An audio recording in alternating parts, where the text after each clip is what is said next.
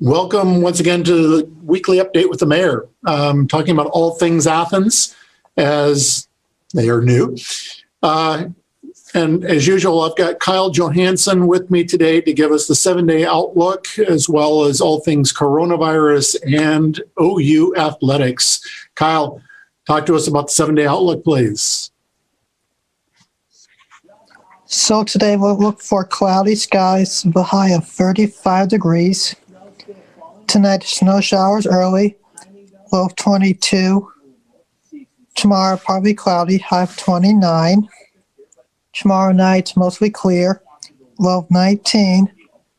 Friday, partly cloudy, high of 32. Friday night, mostly clear, low of 19. Saturday, mostly cloudy, high of 38. Saturday night, potential of a winter storm, snow, low of 29. Snow accumulating 4 to 6 inches. Sunday, rain and snow, high of 39.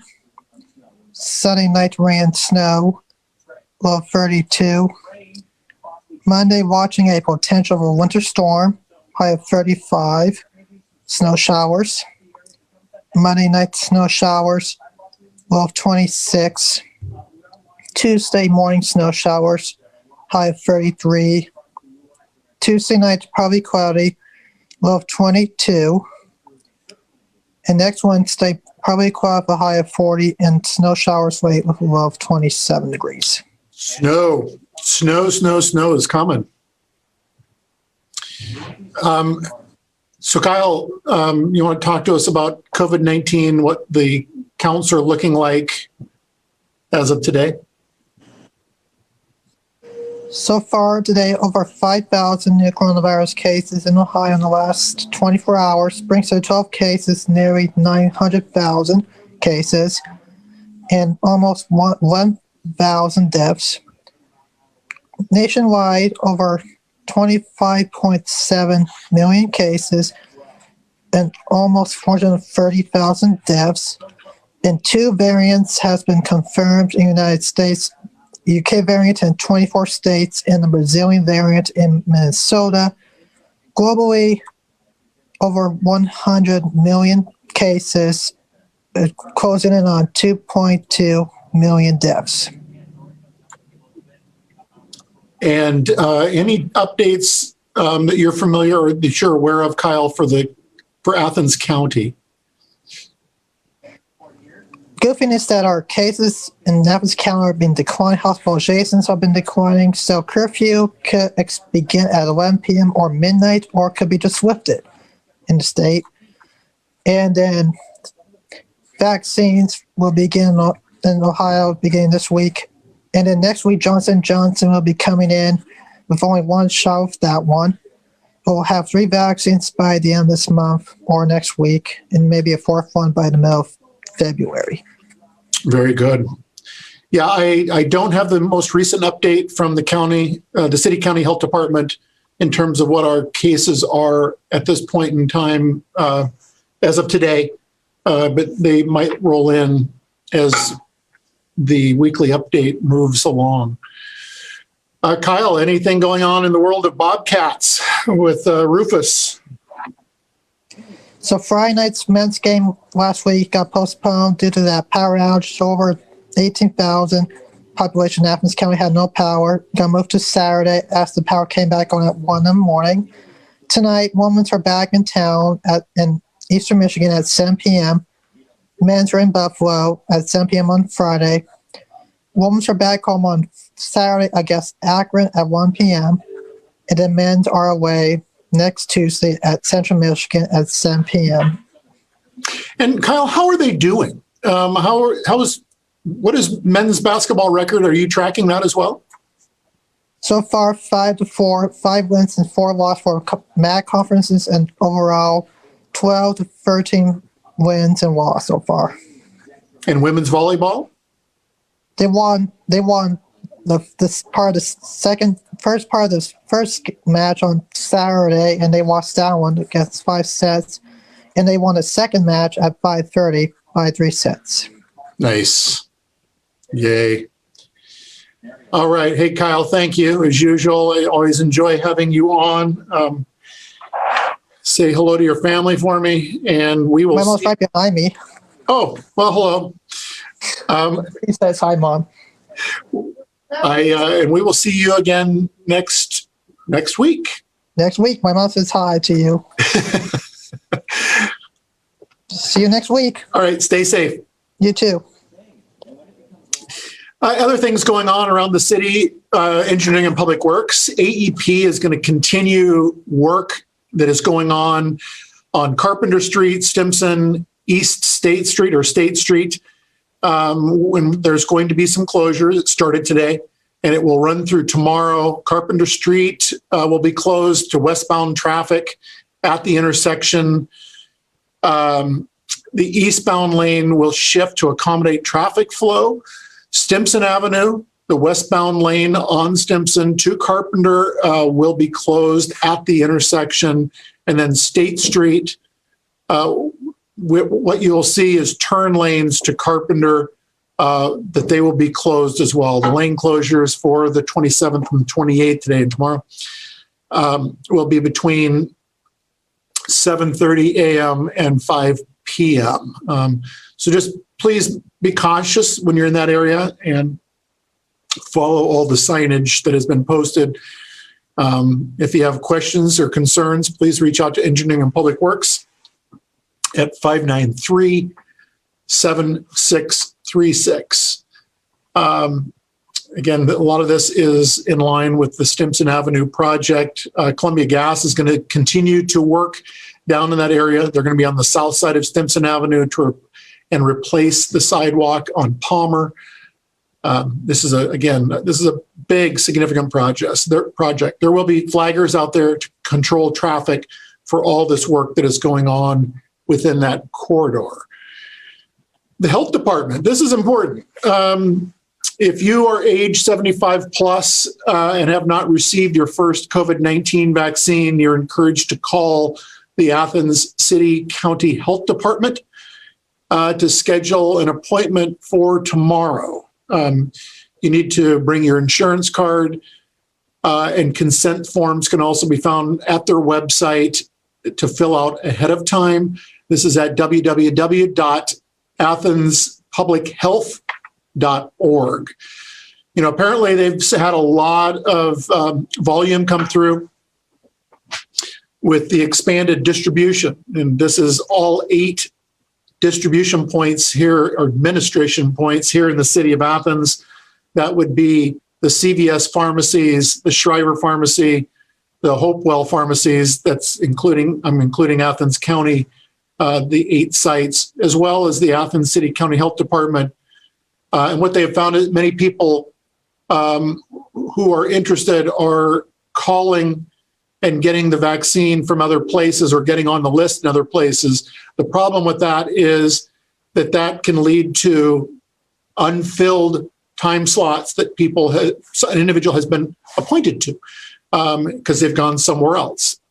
So really strongly encourage you to stick with one location that you find easy to get to get the vaccine, get on their list, or again, call the Athens City County Health Department and schedule an appointment to go in and get your vaccine. Incredibly important to get that done. The other thing I want to bring up is Arts, Parks, and Recreation. Don't miss out. They still have that deal ongoing where you can get a 3-month membership for just $65. That's a significant savings, but I believe that will run through the end of January, that deal. So don't miss out on that. The couple other things I want to mention is upcoming meetings. It looks like at this point in time, the only upcoming meeting is the Athens City Council on February 1st. Hard to believe that Monday will be February already. Time flying, especially during a global pandemic. 7 p.m. To watch City Council. And I want to share that I had a fascinating engagement earlier today to which It was a two-part engagement. One was with the press corps.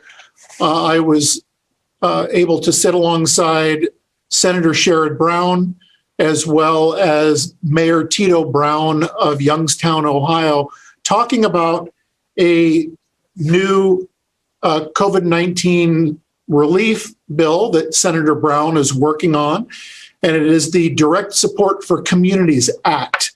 Some of it was recorded, and I believe Scott and Ryan can cue that up in just a second. But it is some of the footage with Mayor Brown, myself, and of course, Senator Sherrod Brown.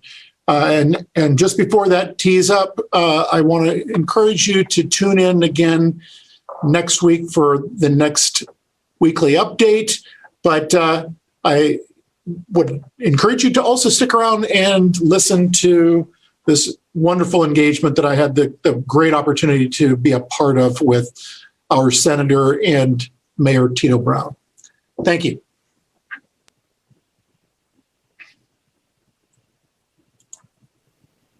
I'm Sherrod Brown. It's an honor to serve you in the United States Senate. Welcome to Facebook Live, our weekly chat that we do. I'm joined today by two longtime friends and really good local government officials, Youngstown Mayor Tito Brown and Mayor Steve Patterson of Athens, Ohio. So two different parts of the state, two different communities, both really good public servants. Since the start of the pandemic, I hear one thing over and over. I hear it from mayors. I hear it from county commissioners. I hear it from public health commissioners. I hear it in communities large and small, rural and urban, that they need more resources from the federal government. That they simply can't do what they need to do to take care of people with lower tax revenues coming in and so many news coming in and so many more responsibilities to take care of people.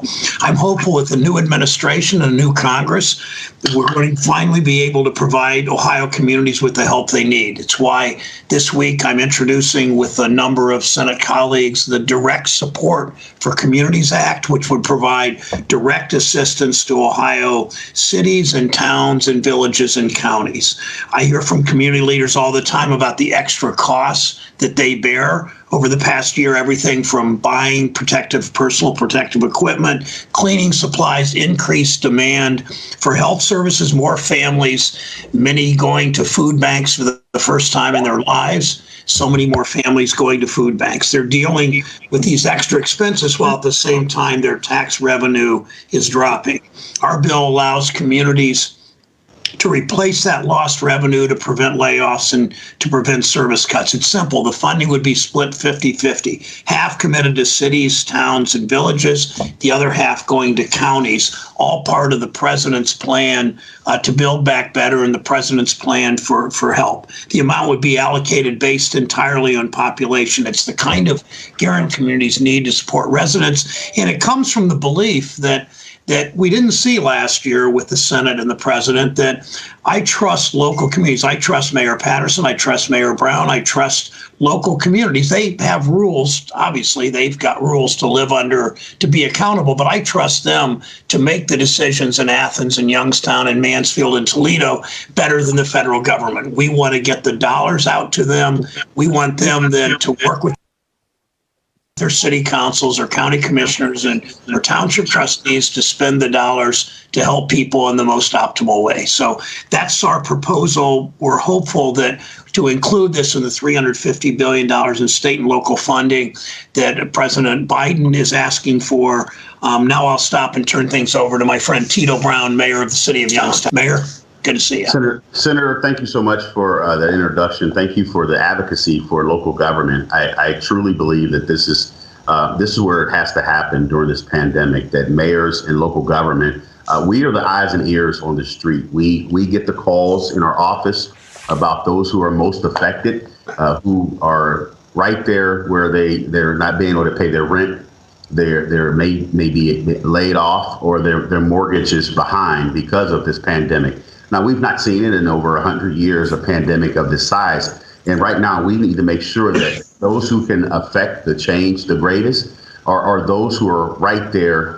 You get the calls, you hear from the people. The residents are suffering, and we need to make sure that local government is actually at the table and can have a direct drive of where the dollars are being spent. I think it's one of those things that I personally take that you should be people first, and we need to take the politics out of it. The pandemic had no desire or no pick of Democrat or Republican. It's about the people that it's affecting the most.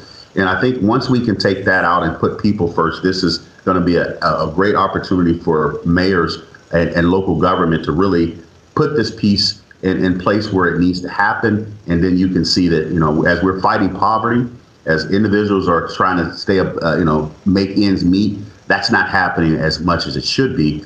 But when I hear the word stimulus for cities and local government, for me, it's revenue replacement. We're behind. We're not going to go anywhere above where we are. We're behind, and we're still trying to fight to provide the service and the personnel that the citizens are accustomed to. So our unemployment in the city of Youngstown, we're at about 12.5% right now. Prior to the pandemic, we were one of the highest areas in the state. But now with the pandemic, it's kind of twofold. It's twice as much as what we were, or even three times. As a county, Mahoney County, we're fifth in the state in unemployment. So things are not happening going in the right direction. And it's going to be up to our federal leadership to really step up and stand up and say, we need to help places. And the one thing that I would ask, if nothing else, as it relates to this proposal and this bill, is that there's some flexibility. Give local government the flexibility. We understand about the word accountability. That's all we understand is accountability. We're accountable to the residents that we work for. We're accountable for the federal government if that money's come to us. We run HUD funds. There's so much regulations with HUD. So those are things that we know well, and good leadership will give you your accountability. And I think that's one of the things that's just going to make us more accountable, but it's also going to help us help those who need the help as most. So our citizens are suffering. We need to make sure that we put the dollars where they're best to be spent. Thank you, Senator, and I'll yield my time at this point. Thanks, Mayor Brown. Mayor Patterson of Athens, Ohio. Good to see you. Senator Brown, again, thank you. It's always great being on with Tito Brown, Mayor Brown as well. To echo a lot of what Mayor Brown was just saying, it's in, and I'll couch it in, Appalachian rural Ohio period, and rural America, is that, these rural towns, cities and towns, villages, flexibility is key. We knew that there was some changes in the CARES Act and what money could be expensed for with safety services, which was wonderful for large communities that actually have safety services. But there's a lot of villages that don't have a village fire department or don't have, and so they couldn't use that money in that way, which really tied their hands. Yet they still have people that have to pay utility bills. There's still people who are paying rents or mortgages. Mm-hmm. There's still people who may have lost their jobs and have to now take on a lower income through possibly multiple jobs to make ends meet, yet they still likely have daycare expenses, or maybe that's been amplified. And to have the ability for local communities who we know where the needs are, we see it every day during this pandemic and even pre-pandemic, but the pandemic tore the bandage off of everything in terms of rural American needs. We know where that money needs to go. We have been extremely fiscally responsible with the CARES Act money, which we totally appreciate. But we have municipalities that they were fearful to take their allocation of the CARES Act money because they didn't have the capacity with personnel or even understanding as to what the language meant, and were really afraid that if we mess this up, we're going to end up having to pay it back. And do we have the reserves to pay that back if it's already been put out the door? So there's streamlining that process, getting it in the hands of local governments, making sure there's more flexibility. Timeline is another important factor to where we found ourselves up against the wall when we were, and we knew that last year in 2020 that we had a set deadline. And then luckily that deadline was changed. But at that point in time, a lot of municipalities had already accounted for all their money. Yet I still have people coming to me as a mayor saying, Mayor Patterson, is there still CARES Act money available? And it's like, no, because we had to have it accounted for by the end of December, even though now we have until the end of this year.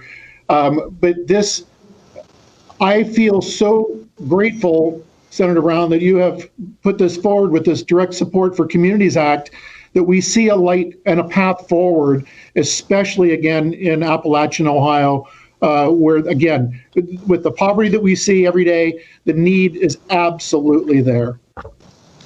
Steve, thank you. Exactly right. And this is, again, I would just synopsize that the federal government should help. The federal government needs to trust local communities, trust Mayor Patterson, trust Mayor Brown, trust cities and counties to work these out. They go through a process. The mayor just doesn't spend it. He goes to city, or she goes to city council and works it through. And the same with county commissioners. So they just know more about their communities than the federal government does. That's just the way life works, of course. So thank you for joining us. Stay tuned on this. This will be part of the Biden economic plan that Congress just must pass. There's still far too much hardship in this country, and we've got to do it. This is the biggest thing that any of us have ever dealt with. This pandemic, as Mayor Brown said, worst in more than 100 years, and we have a responsibility. So thank you for joining Facebook Live. Thanks again to Mayor Patterson of Athens and Mayor Brown of Youngstown, and good day, everyone.